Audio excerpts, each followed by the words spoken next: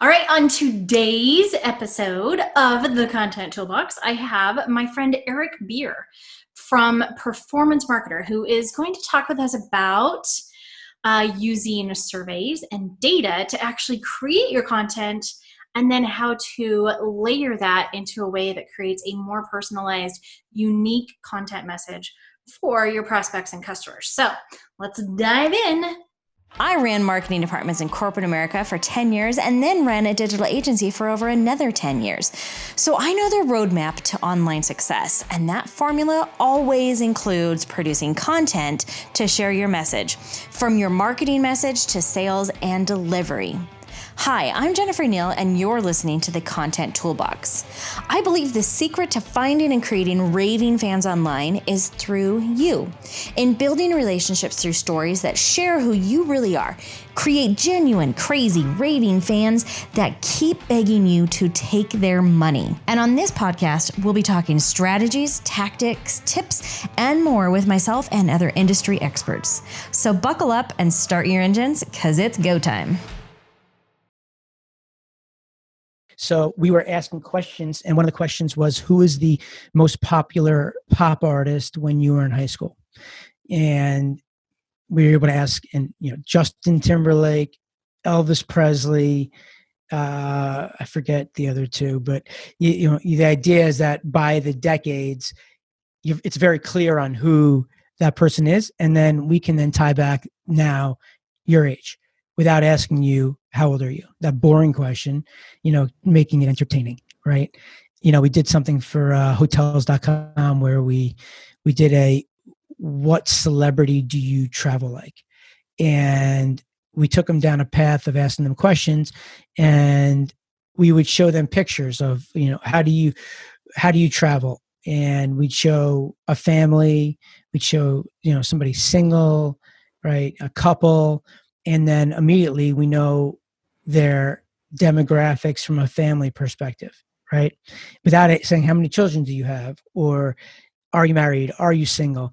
What type of vacation do you like, right? So like being able to customize summer, winter, fall, right? And then the idea is that at the end, you're tying all these questions to very specific things that you're going to use in your marketing. You then have a result and then an outcome, right? So it's fun. It's cool. I'm excited about it. You can really have some fun with it. That is so awesome and so sneaky in getting the information without just straightforward asking. I love that. Well, because it's you don't want it to be boring, right? And it's okay, by the way, to do that if you want, right? Like we ask that all the time, right? How typically you want to ask the market demo questions because they're a low commitment in the beginning, right? And they're non-invasive. Right. So you could ask, your gender, you could ask, how old are you within a range? But the thing is that you only want to ask questions that you're actually going to use. Right. So you don't ask a question unless you're going to use that in your marketing. That's really important because people's time is valuable and you want to be able to capture data that you can make actionable, So Absolutely. It's fun. But it's all about people self-declaring their skill sets. So you get them going, they start answering some questions. And once you get people talking, they're going to tell you why they stink in tennis. And, one of the things that I think a lot of people make a mistake with, especially in the beginning of a business, when you're trying to explore your market, what people, they take their own thoughts and they use their multiple choice questions. Whereas what you want to do early on in the self-declaring surveys is leaving it open-ended. So asking a question where you're going to answer that question by writing down. That's really important. There's a lot of factors in why you would do that. First is you may not even know what your market wants. That's number one. Number two is by seeing what people are writing, you're able to listen to what the challenges are, what their lingo is on how they talk about the business, right? Or whatever they're doing. And you can kind of talk the vibe with them, right? And feel like you're relatable. And also based off of how they respond to you, the more information they give you, it shows you that that person's more engaged and you're going to score that lead higher, right? Because the whole idea is that you want to be able to identify something and how to analyze the data once it comes in. So, for example, if you ask what is your biggest challenge, right? We all know that. We've been through Steve's, we've been through Russell's, right? And we all know it's, right, your vehicle, internal, external, right? You could start there. So what's your biggest challenge? Well, they're going to tell you off the bat, and it could be vehicle, internal and external. It could be one person could have all of them, right? And then there's other people that just kind of dive in and they go directly into what they're, I have no time to do this, right? Or I really just, I have no experience, no tech. I think about doing this and I'm extremely overwhelmed, right? Or this is baloney, whatever that may be. And what you want to do is you want to be able to identify based on that open-ended question, right? What we do is we add up the amount of words that they are writing down as part of the scoring algorithm inside what we do. And then in addition to that, as we continue to go through, based on you willing to give me information, you start to score higher, right? So, for example, if you give me your name and email, right, let's say you get a point. But let's say you also give me your phone number and you're willing to get on the phone with me or allow me to text you, right? That person is more engaged, and especially what you want to do is you want to make it optional so that you let them put it in, right? Letting people share things, letting people connect to their social media with a Facebook, right? So all of those things come into you being able to score. And then what you're doing is based on all the questions, because you're asking, one, what your challenge is, two, you're getting some market demo to get an idea of who are these people, right? And then you want to get a good understanding of their behaviors and what their specific product demands are, right? So the idea is to be able to get all of that through the flow. And then when you go back and analyze, what you do is you overlay data. So you identify who are the most engaged people, right? And you do it based off of information you have, right? You read on the information, and then you go back and you look and you say, okay, of the people that are most engaged, right? Because we know the 80-20 rule, right? Yep. Right. So you use the 80-20 rule, right? 20% of the people are going to be 80% of your business, right? Absolutely. And you want to focus on those people that are the most engaged with what you do and get a good understanding of what do they want, what are their issues. And then once you identify that, then you just replicate it and find those same people, right? Yep. So that's kind of the concept around how you're using this in a way that you can identify what age groups they're in, where do they live, what are their interests, and you start learning these things to a point where you say you do automation, you do content. Now you can start to relate to these people, right? Because the overall goal for this is that you want to literally market to these people to a place where you're going to create different segments.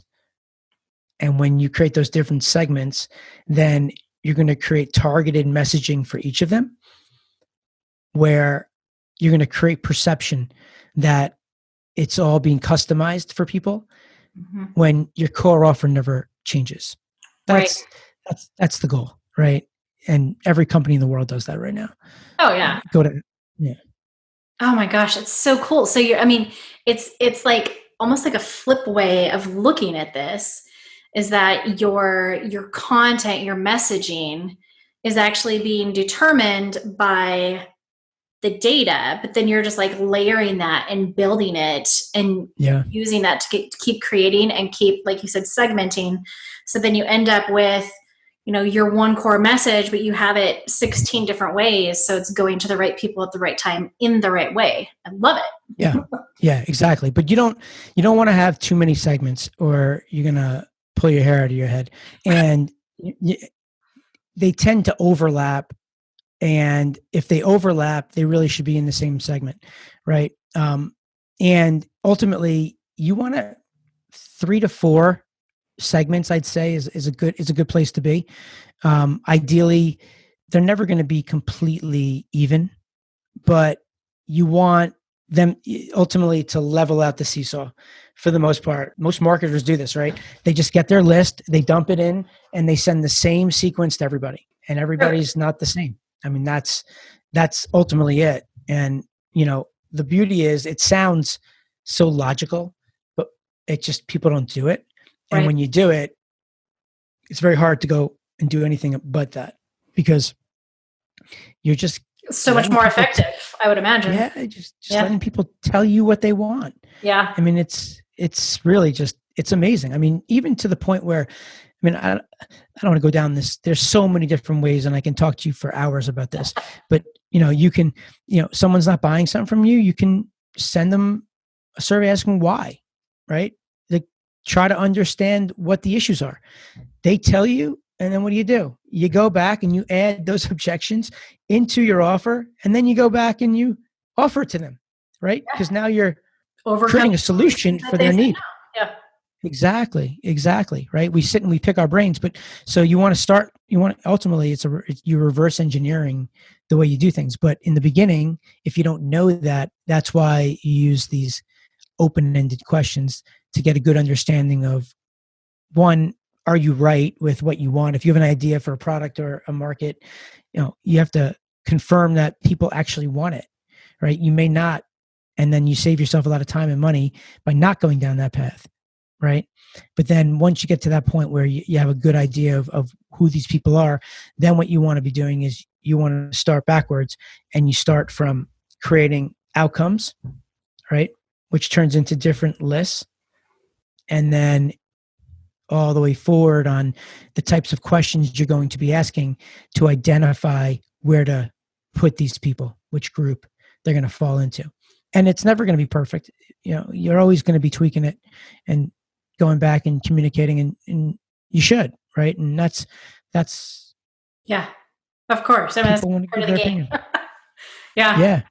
It's cool. So we touched on a couple of things I just want to kind of hit here. So a couple of things that you've mentioned. So great places to start. So I heard you talking about asking open-ended questions, and then common mistakes that people are making and how to avoid those. So let's start with the place to get started if you want to just get engaged. Yeah, sure. Well, I mean, if you're somebody that does not have a business, you're exploring to decide on a market or a product, right?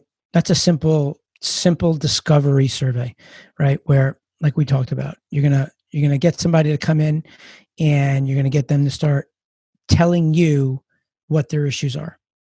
You're gonna get them to self-declare why they're having trouble, if they like what you're offering. You might even put in there, if you wanted to try to figure out if people are interested in stuff, you could have a question that says, hypothetically, if I were to have a program that I sold, would you be interested in one of these 5 things, right? And you can have a coaching program that has a live event, a virtual program that we meet once a week, a newsletter, right? And or none of the above, or other, right? And you could put other where it's a box now where someone can tell you what they want, right?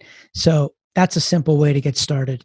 And then from that point on, you're going to have to go and analyze the data and look to see, like, all right, well, who are these people, right? And one thing that's really important when you're getting started is we always talk about hooks, right? So the idea here for hooks, and yes, you can have a hook where you could have a guide or a checklist or a swipe file, right? And those are valuable to the people that you're targeting. You want to stay away, as a mistake, you want to stay away from giving away a $500 gift card or something of a sweepstakes, because what will happen is people might sign up for it because they want the gift card, but they're not as qualified as a lead, right? Versus if you're offering something that's specific to your market, then those people will sign up because they see the value. But if someone isn't interested in what you do, they're not going to see the value in what you're offering. And that's good because you don't want those people. Exactly. You don't want those people coming through the flow, right? But the other way that you use hooks is the types of quizzes. So instead of you having to do a $500 gift card, right? And sure, you can give away your checklist and whatnot, but the different types of quizzes are the fun part of getting people in, right? So you brought up mistakes.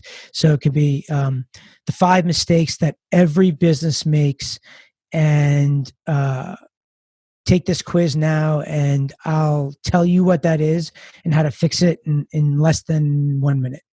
Right. So now you're like piquing somebody's curiosity of, whoa, what are the 5 mistakes? Am I making those mistakes? Right. And the idea is, and this is where it gets all like fun, is what you want to do is you want to meet people where they are in their life today. Okay. That's really important because no one knew they wanted an iPod, right? When it first came out, if you said here, we want an iPod, they'd be like, 1, I don't even know what that is. But 2 is like, no, people had no idea, right? What people do know is they know what they don't want.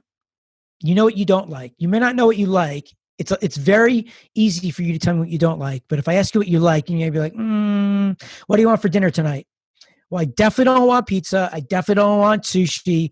Okay, between diner and Burger King. Right? And you see people are sitting there thinking about it, right? So we laugh, but like that's everything. That's the business. That's the world. Like you need to tell these people what they need, but you can't go and tell people what they need up front, right? So the whole idea is meeting people where they are in their life today. You're really getting to a point where you're trying to understand these people, because when you do that, the barrier to entry for somebody is simple. Like if you're giving me something that if you think that I need a swipe file, I'll sign up. Is that going to solve my problems? No, it's not going to solve my problems. But you're giving me something that I want, right? Because I'm like, I deem that as valuable. So the whole idea is when you're doing things like this, whether it's, okay, the mistake you're making here is, and then what you do is you take them through the flow, right? And you land them on the opt-in page. But on the opt-in page, you want to give them the results. But the thing is, you want to give them the results where you create curiosity. So what you do is you come up with something clever, like you are MBYT, FTLO. And you're like, what? I don't know what that is, right? And you shouldn't know what that is because I just made it up, right? So fill out this form here and I'll explain to you what that means and how to fix it right now, right here, this minute.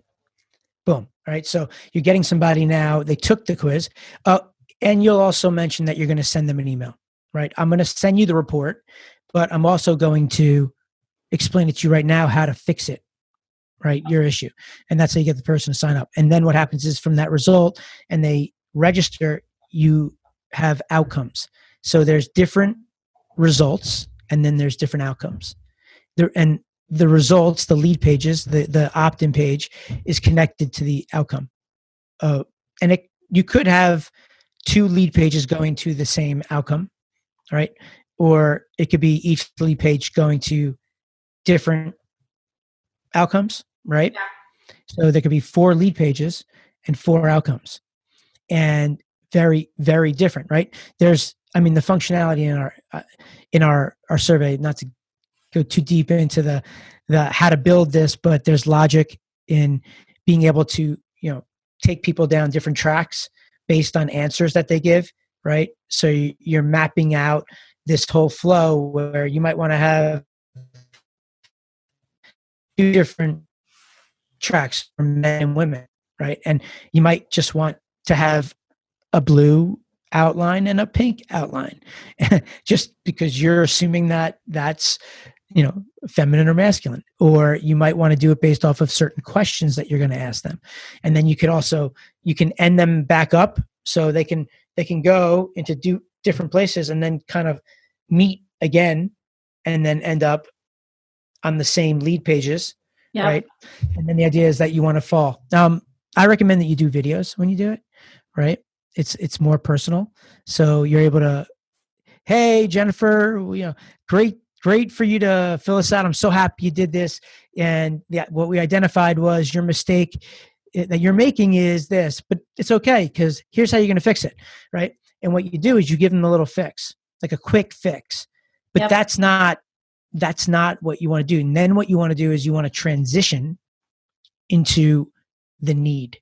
And you need to explain to them, great, and here's the fix, but that's not how you're going to fix your business, right? This is a quick fix of you being able to use this. But if you want to fix your business in a way where you're going to scale your business and not ever run into these issues again, here is what you need to be doing and why, right? And then you go into your little whatever you're pitching, right? And that's like on the front end. But then, of course, there's the follow-up, right? Right. And then you have your sequences of following up. So the idea is that you want to identify in the front end, right? You want people to self-declare their issues so that you can now figure out, like, what am I working with here, right? It's like, all right, I got a lot of ammo in my pocket, but rather than me just sit and try to sell you and everybody else the same way, let's figure out what am I using for you today? Like, who are you? And then what you want to do is you want to group those people so that then that one solution is hitting a good chunk of your market. You know what I mean?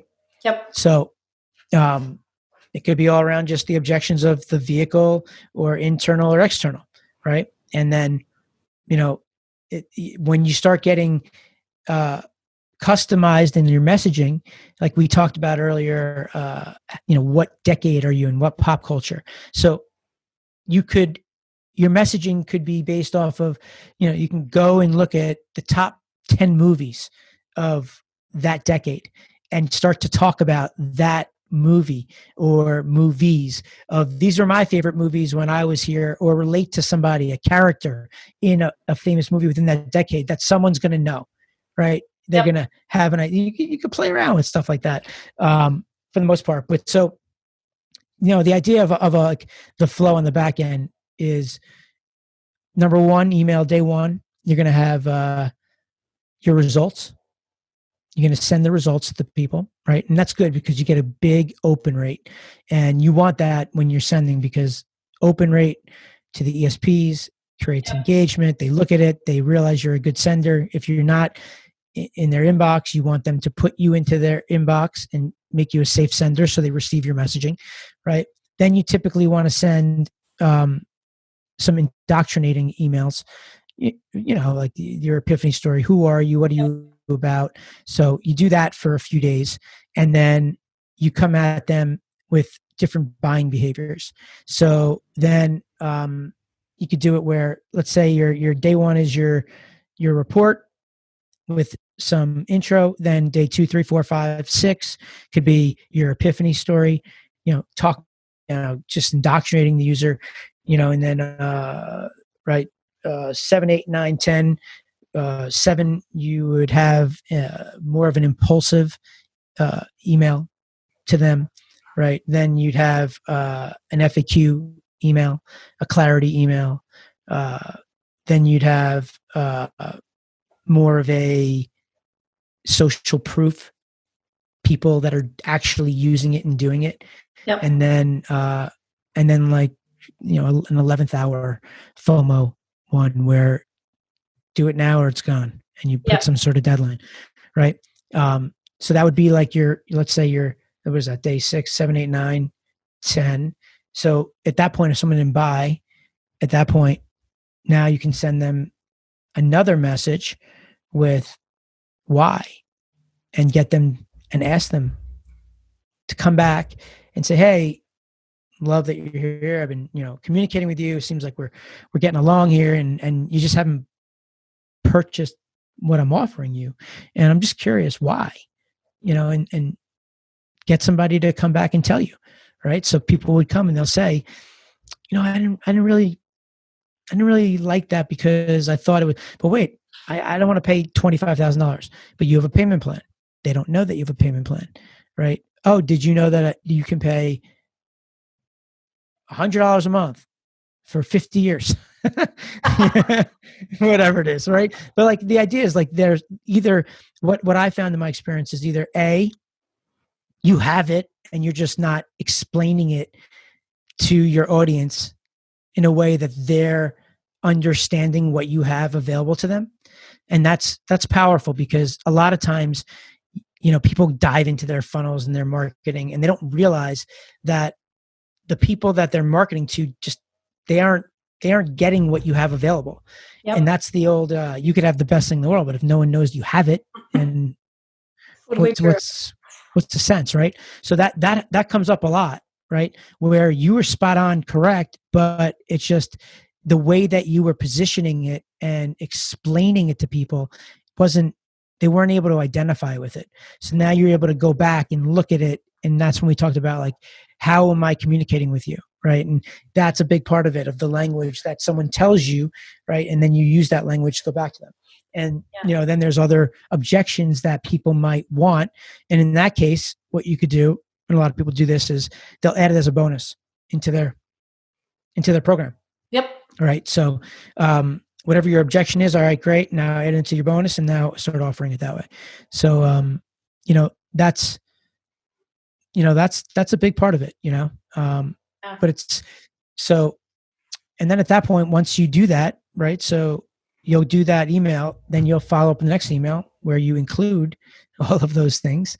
You follow that same format, right? You can go with, because the framework never changes, right? You could do impulse, FAQs, social proof. I mean, social proof for me, I feel like, you could send that all day long. Yeah. Like for me, I people like to put these, you have to do it this way, follow this way, because people like to be told what to do. And I get that. But if you want to send people results of what people are doing for your business, there's nothing more powerful than that. Absolutely. Yeah. Right. But at that point, let's say you get through that second phase, they still haven't purchased from you. Well, then what you want to do is you want to start to transition. They're still opening your emails. They're still reading your content. They're interested. They're there. They just haven't pulled the trigger yet. Right. So you could send them a note trying to get an understanding of, hey, like, it's cool. Like, Jen, you don't like what I'm offering. No worries. No hard feelings. Just, how could I serve you? What would you want? If I were to, like I said earlier, right? If I were to have a program that I was offering, a newsletter, hypothetically, would you want this? Right. And I would give you like a few different choices of things, right? It could be newsletter delivered through email, Facebook Lives. It could be whatever, right? And digital, in person, on the phone, what have you, right? And then I like to always keep the other so that people can put their own if you miss the mark. And then once they give you that, right, now it could create a whole new product suite for you, right? Like all of a sudden people are starting to tell you things that they want, and you want to obviously stay focused in your business, but you start seeing more and more people telling you they want something. Well, then all of a sudden it's creating a whole new business arm for you. Yep. And that one doesn't have to be just yours. That's where affiliate marketing and other things could even come in, or freebies that are going to help us send them to the next level. 100%. 100%. So you want to talk about affiliate? Yeah. You want to build your list. The way you're going to self-liquidate is using affiliate offers if you don't have a product, right? So what you'll do is you ultimately get the person through the flows, right? And then after they come on the email submit, you can now link them out. You can take them to an interstitial page where you pre-frame them like a bridge, pre-frame them on what it is that you have available to them, and then you can send them on their way, right? You create a page maybe where you're not really sure where they want to go. So your bridge page has different opportunities, like an offer wall. And then now they start down that whole path. Ultimately, you're just trying to get the lead for free, right? I mean, you know this, right? The most important thing in your business, bar none, is your list. Leads, your list is the most important thing. The traffic you can get shut down 100%. 100%. I mean, listen, Facebook's great, right? But how many people have you heard where their ad accounts have gotten shut down? A lot. A lot, right? How many people, if you talk to them and they post something on their Facebook page, you have to boost your message for people to see it. Yep. So you build up your page, and then you have to pay to show people your messaging. Otherwise, they don't get to see it. But so then what's the sense of you building up? So people think that it's theirs. It's not theirs. It's not yours. Your Facebook page is not yours. Your Facebook group is not yours. Your Facebook Messenger list is not yours. Your email list is yours. Your list in your database is yours. Facebook closes tomorrow. You still have people to communicate with. Yep. That is the most important thing. What you want to do is you want to use Facebook, because everybody's on Facebook, for what it's amazing with. And you want to use it to create a pattern interruption and bring them off of Facebook into your world. Yep. That's the goal, right? You can still stay in touch with them and communicate with them. Sure. Like, I mean, I have Facebook groups, I have Facebook pages, all that jazz, because that's where people are, and you don't want to pull people off of their platform. But to build your business, to sell something, it's an email list. I promise you, right? It's like if you look at like back in the day when Snapchat was being sold for, I don't know, they were like someone, I forget, like was it Yahoo offered them like $2 billion or something, right? Something ridiculous, yeah. Yeah, or even if you look at it like I don't want to get into the whole like stock market, but if you look at Netflix, for example, right? Well, the way that you figure out the valuation is you take customers and then you look at what the average per customer is, right? And that's going to show you the value of what they're making, right? And then where the stock market comes in is, see, that's where it doesn't matter, because it's all around where you think Netflix is going, and it's on opinion, right? It's on where you think the business is going. That's the thing about the stock market people don't realize, is that it's not about where you are today, it's where you're going. So that's why you'll see companies like a Microsoft that doesn't really trade that much, because they're there already, like, and versus like all of a sudden you'll see this like company that is like a house of cards, but it flies because people want to get in before it takes off, right? When the news is out, it's over. Right. But the whole idea is like every one of these companies, you're looking at it like how many customers they have, what's the revenue, what's the value per customer, right? So like, that's what we should be looking at in our own businesses. Yeah. Exactly. Yeah. Right. Because at the end of the day, if you turned around and you wanted to either buy a business or sell a business, right? You're going to buy a business that has customers. Technology is great, but you know it, right? And you're very talented, but there's a lot of talented people out in the world that have technology. Yep. But there's not a lot of people that have customers. You can't replicate customers. Nope. Customers are bar none. And you just got to feed the engine. You got to keep building the list. So mastering the art of lead gen is the whole idea here. So that's the... we just found the name of our podcast episode here. All right, awesome. That's great. Okay, so one other question that I like to ask also is, I know you've been on this journey through various different businesses, and this is like where you're focusing a lot of your attention right now. What is one thing that you have been like most surprised by using this process? Using like a survey process? Yes. Yeah. Using a survey process. Most surprised. So I've been doing this for 17 years.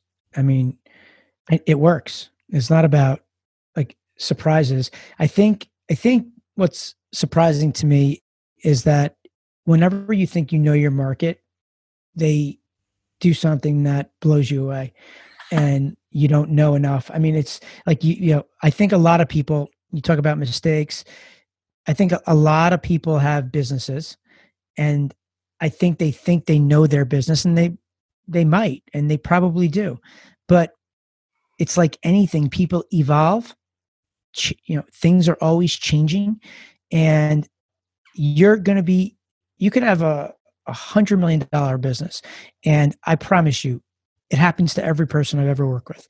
You will learn something new about the people that are your customers, and it's just, it opens up the door for so many things, right? It takes the guesswork out of the game, and that's the most important thing, is trying to nail down, because what you want to do is you want to be able to deliver. You want to know what is in my toolbox, and then how do I give that to you to solve your problem with whatever needs you have. I think that's probably the one thing that I'm always surprised about. But I mean, in regards to surveys, quizzes, assessments, contests, polls, they work, and it's fun. And, um, I'll tell you, like, one of the things that you want to do. So, like, I've had experiences with this, right? So, where you're out and you're talking about being an affiliate, even if you don't have a product. A lot of people, what they'll do is they'll create these bridge pages, and they'll put their bonuses in addition to whatever the person's offering with the pre-frame, drive traffic to that bridge page. And a lot of the times, like, Facebook or somebody won't let you run traffic to those pages, right? And you're looking and trying to understand why, and fighting them on why, but stop fighting them. Bring the person into your house, get them on your list, use a fun quiz, get them on your list, and then introduce them to the bridge page and learn things about them, right? One, you're going to acquire that lead for a lot less. And two is, now you own them. Yep. And if you can just offset the costs of that person with using it as an affiliate offer, well, then you just built your list up for free, right?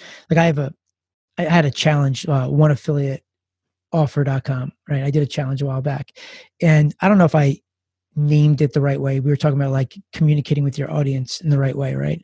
I don't know if I communicated it in the right way, but the challenge is all about being able to use an affiliate offer to build your business, right? And the way that I was showing people how to do this was, you identify an affiliate offer that complements your business, right? Yep. And when you do that, now what you're doing is you're generating traffic for them. They're paying you when you drive them whatever the payable action is that you agree to, but their avatar is similar to you. So you're building up your list using somebody else's brand, right? Like, I promoted the KBB with Tony and Dean and Russell and Jenna. So I'm promoting Tony Robbins and Right. Dean Graciosi and Russell Brunson, right? And that was, I think we generated like over 30,000 leads from promoting an affiliate offer. That now, what happens with that on the back end now, right? Of what I can do with those people later, right? So that's the idea, is to be able to at least self-liquidate yourself. Ideally, you're profitable, and you're building up your list off of somebody else's offer. And Yep. then from that point on, now you start to introduce your product. But you really gotta, those are for people that really need to understand what their core offer is first. It's the same way as when you're figuring out your outcomes. It's the same thing. You got to start backwards. Like, what are you offering? What's your core offer, and who is talking to your audience? And now go get their deal, right? Start promoting their offer, and then you can use, like, there could be really famous people out there, right? I'll say another thing that I think is important, that I think people get, I guess, like, lost in the weeds on, is like, you help people with copywriting, with automation, with Facebook advertising. I mean, you're like a one-stop shop for everything on the back end, right? Yep. So that's extremely general, right? And what you want to do is you want to do it where you position it for real estate brokers. So you can create like an automation process for real estate brokers on following up with their leads, right? Now you could do the same thing for dentists following up with their leads. You know, there's just we always talk about that with niching down, but people seem to miss that because they go out with, I'm a copywriter, right? Well, everybody's a copywriter, but once you start to identify with people, then you can start to customize and give people templates and things that, I mean, really the template could be the same. You just change it from, broker to dentist to whatever, flower shop. You know what I mean? Right. So those are things that I think people just like. I do it also. You overcomplicate. You just overcomplicate everything. We're talking about that with me launching this performance marketer with the founding members. It's just, we just, when it's ourselves, like I could tell you everything that you should do, but then it's like, when it comes to me, it's like, oh my God, Eric, get out of your own way. Just do it. Just take action, and I'm always telling myself that. I'm always fighting with myself of like, just do it. And when I do it, it's just like so much better, It's just, you learn so much. That's the way you learn, is when you're creating this engagement with whoever you're going to be working with, and then you also get momentum. Yep. So. So awesome! I love it. Yeah, it's fun. Well, I know that we can talk probably all day because I super love nerding out with you. This is amazing, but want to keep your time valuable here as well. If people want to find out more information about you or follow you, where should we send them? Oh yeah, cool. So we have our podcast, Performance Marketer Podcast. I have a site, ericbeer.com, where you can go and kind of check out all these, the podcast, the blog, YouTube, and we are going to be rolling out the club for Performance Marketer, but it's going to be a short window for founding members until the day that Survey Detective, which is the platform that we're building, is coming out. So we got a lot of things in the hopper. For now, it's more helping people with them building their lists. So you check me out, send me a message. Love to get some feedback and understand what you guys need and how I can serve you. Awesome. Wow. Thank you so much, Eric. I appreciate your time and all of this valuable information. There's definitely a lot to follow here, man. We got how to get started with using surveys, open-ended questions, keep it simple, use your data to keep learning, segment people out, use affiliate offers to counteract the cost of your lead generation, and exactly how to set up the email series so that you can monetize on the back end. It's like an entire marketing lesson. It's awesome. But most importantly, if there's nothing else, there's just build your list. Once you build your list, that is the most valuable thing. If there's one takeaway, if you haven't done it, start building your list. If you have done it, awesome, scale it, and keep going. And that's the key. Absolutely. Words from the wise.